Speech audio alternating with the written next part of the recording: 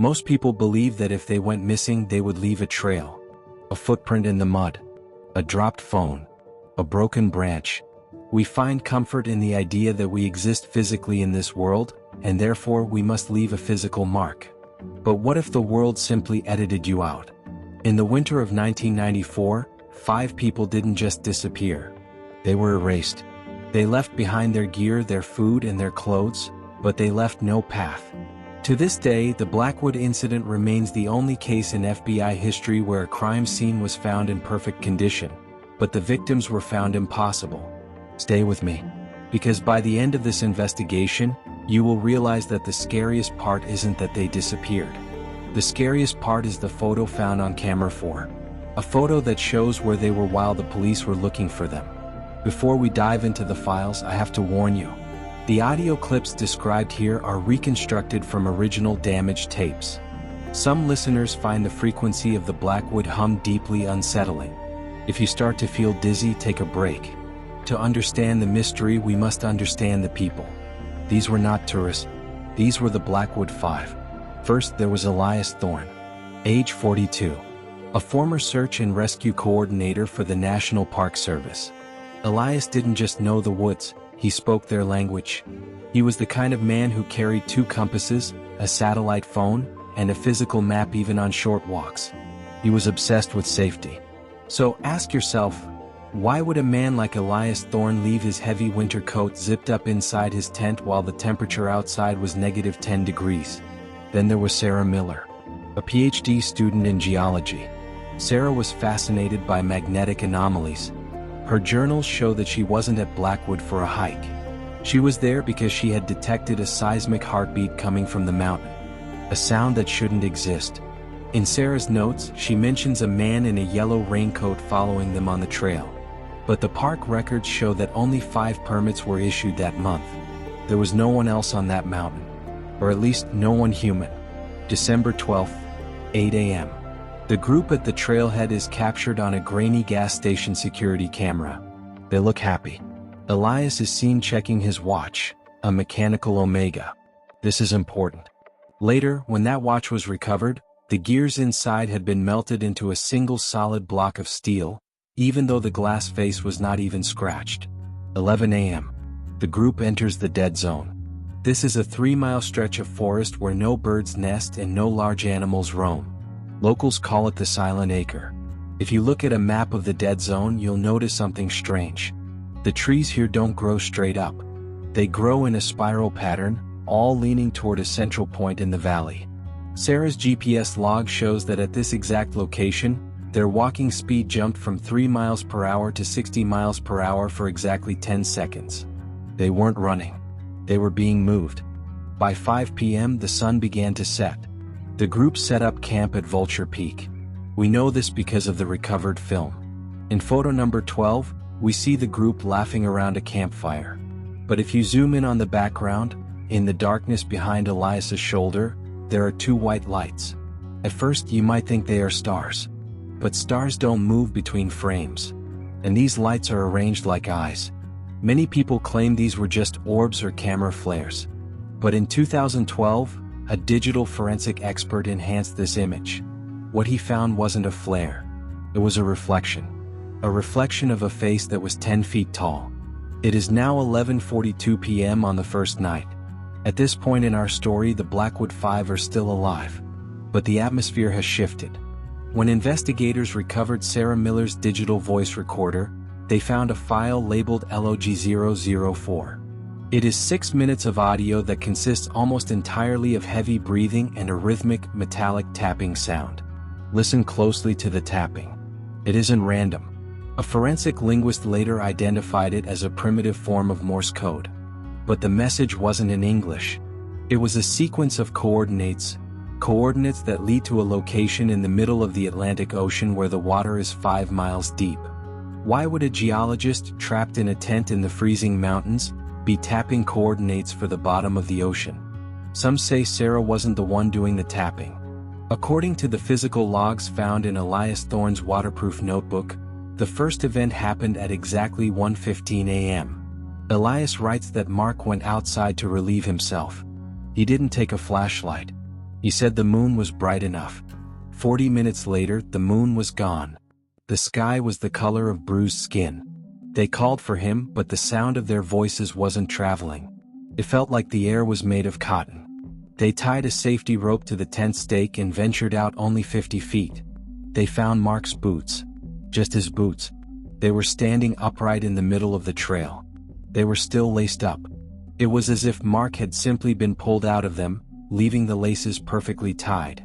But here is the detail that the local news refused to report.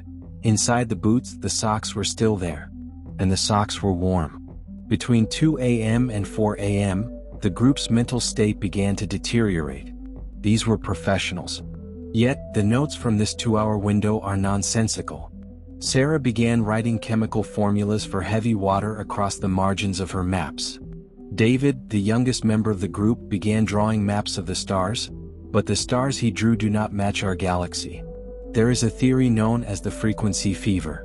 It suggests that certain parts of the Earth emit an infrasound, a sound so low that humans cannot hear it but our brains feel it. It causes hallucinations, extreme nausea, and a feeling of a looming presence. Was the Blackwood Mountain vibrating? Was the seismic heartbeat Sarah mentioned actually a weapon? Or was it a biological function of the mountain itself? At 4:10 a.m., Elias Thorne made a decision that would lead to the final tragedy. He decided to use the emergency flare. A witness, a park ranger named Miller who was stationed 10 miles away, reported seeing a red glow that night. But he said the glow didn't come from the sky. He said the glow was underneath the ground. He described the mountain as looking like a light bulb wrapped in a thin sheet of paper. When the search team later reached the site where the flare was fired, they found the plastic casing of the flare gun. It hadn't been fired. It had been crushed. Not by a tool and not by a hand. It had been crushed by atmospheric pressure. The pressure required to crush that plastic is equivalent to being at the bottom of the Marianas Trench. 60 miles away from the Blackwood trailhead, a long-haul driver named Jacob Vance pulled over at a rest stop. He claims that at 5 a.m. a man approached his window. The man was wearing a hiking backpack and a thermal vest. He looked dry, calm, and perfectly normal. The man asked Jacob, "What year is this?" Jacob thought it was a joke and said, "It's 1994. The hiker sighed, looked at the ground, and said, "Not yet." Then he walked behind the trailer of the truck. When Jacob looked in his mirror, the man was gone. There were no other cars in the lot. In 2004, 10 years later, Jacob was shown a photo of the Blackwood Five. He immediately pointed to Mark. Jacob swore on his life that Mark was the man at the rest stop. But if Mark was at a rest stop 60 miles away at 5 a.m., how did he get there through a blizzard with no shoes? When the Rangers finally stepped into the clearing, they found a scene that was terrifyingly orderly. The 3 remaining tents were perfectly pitched. Inside tent number 1, 2 sleeping bags were zipped up. The heaters were on. A small travel clock sat on a folding stool. But the clock wasn't ticking. The hands were moving, but they were moving backwards. Every 60 seconds, the minute hand would jump counterclockwise. When the lead ranger tried to pick the clock up, he dropped it immediately. He claimed the clock felt like it weighed 50 pounds. This is the first recorded instance of localized mass shift at the Blackwood site. It suggests that whatever happened to these people didn't just affect their bodies, it affected the laws of gravity around them. On the floor of the second tent, investigators found 2 disposable cameras. Photos 16 through 22 are the reason this case is classified as unsolved. Photo 16 shows the interior of the tent. It is blurry. In the corner of the frame you can see a hand. But the hand has 7 fingers. Photo 17 shows the sky. But it isn't the sky over the Appalachians. Forensic astronomers concluded that the star constellations in this photo are only visible from the Southern Hemisphere, specifically from the middle of the Australian outback. Photo 22 is the most famous one. It is a photo of the search team themselves. It shows the rangers standing in the clearing looking at the tents. But the photo was taken from directly above them, looking down from a height of about 60 feet. There were no helicopters in the air at that moment. There were no drones in 1994. And there are no trees in that clearing tall enough to climb. So, who took the photo? Separate teams found a large buck in the center of the spiral trees. It had no marks on it. But an autopsy revealed that the deer's internal organs had been inverted. The heart was where the stomach should be. There was no blood. Every drop of liquid in the animal's body had been replaced with a fine, gray dust. Analysis showed it was volcanic ash. But the nearest active volcano was thousands of miles away. During this time, a searcher named Paul reported hearing a broadcast on his radio. He identified it as Sarah Miller. She sounded like she was underwater.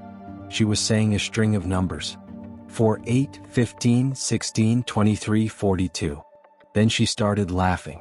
While Paul was hearing this, another team was looking at Sarah's body. Or at least what they thought was her body. They found a figure sitting on a rock, wearing Sarah's red jacket. When they touched her shoulder, the jacket fell to the ground. There was no one inside it. The jacket was empty, but it was standing stiff, as if it were still being worn by an invisible person. For over 2 decades, the Blackwood Incident was buried. But in 2019, a hiker named Vance snuck past the perimeter. He captured something that has since been deleted from almost every platform. In the middle of a blizzard, his thermal camera picked up a heat signature. Not a person or an animal. It was a perfect, glowing door standing in the middle of a cliffside, radiating at the temperature of a human body. As Vance approached, his audio began to glitch. He complained of a metallic taste in his mouth. A figure began to emerge from the glow. Vance dropped the camera and the footage cut to static. When he was found 3 days later, he had no memory of the hike. But his camera cache had saved one single thumbnail. It shows Elias Thorne. He looks exactly as he did in 1994. He hasn't aged a single day. But his eyes are missing, replaced by the same white star-like lights we saw in the Campfire Photo. In 2021, a Freedom of Information Act request regarding Project Pale Horse revealed chilling details. One sentence reads, "Subject Thorne was not taken. Subject Thorne was integrated." What does it mean to be integrated into a mountain? Is it possible that the Blackwood 5 became part of the geological structure? This would explain why Sarah Miller's voice is still heard on radio frequencies. She isn't a ghost. She is part of the broadcast. Before he died in 2023, Ranger Thomas Miller claimed they found a hole that looked like it had been punched into reality with a needle. He said the hole was breathing. He claimed he felt a hand on his shoulder and saw David, the youngest hiker, looking transparent like smoke. David whispered, "Tell my mom I'm still counting." To this day, David's mother receives a phone call every year on the anniversary. No one speaks. There is just the sound of a ticking clock. And the ticking is getting faster every year. The Blackwood 5 vanished without a footprint.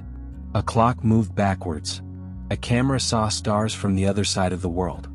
And a government project suggests the mountain is alive. The picture that emerges is a glitch in the fabric of our reality. The Blackwood Mountain Trail remains closed. If you ever find yourself near a mountain and the birds stop singing, or the air begins to feel like cotton, don't stay to investigate. Because some mysteries don't want to be solved. They want to be joined. I want to hear from you. Do you think the government is hiding a weapon or a door? And what is David counting down to? Share your story in the comments. Your evidence might be the missing piece we need. Thank you for staying with me for this deep dive. Until next time, stay in the light. If the story of the Blackwood 5 left you with more questions than answers, you are not alone. This case is just one of many chilling anomalies we have cataloged here.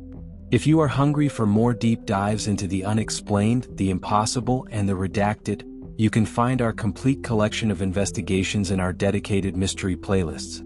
From cold cases that defy logic to digital rabbit holes that lead nowhere, we have hours of content waiting for you to explore. Each video is a new piece of the puzzle and we are just getting started. But we can't solve these mysteries without you. Your theories in the comments often lead us to our next investigation, so don't be silent. If you enjoyed this journey into the unknown, please hit the like button. It helps the algorithm show these stories to more people. To make sure you never miss a new file, hit the subscribe button and turn on all notifications. By joining this channel, you are becoming part of a community dedicated to finding the truth, no matter how strange it may be. Thank you for watching, thank you for your support, and remember, the truth is out there, but it isn't always what it seems. We will see you in the next mystery.